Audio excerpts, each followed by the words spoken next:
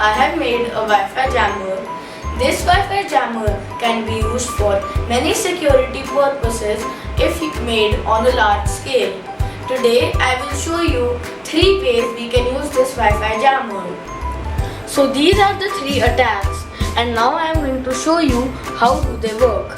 As you can see, this laptop is connected to a Wi-Fi network known as Virus 1. Now I will start the attack.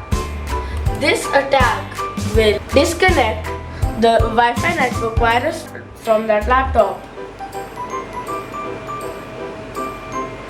As you can see, the Wi-Fi has disconnected and it is showing no internet secured, as this is attacking on the Wi-Fi of the laptop. Now I will do the second attack, which creates infinite copies of the same Wi-Fi network.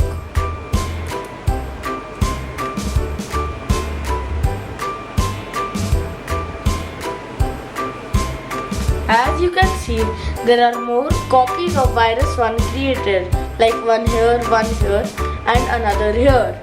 So this will confuse the user to connect to the Wi-Fi. Now I will do the third attack.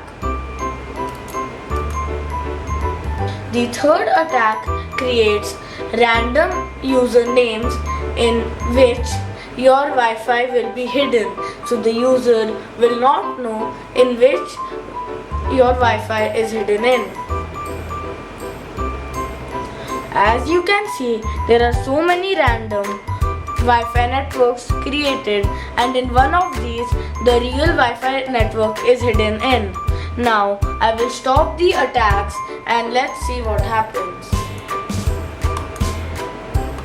Now, as you can see, it is showing connected to Virus 1.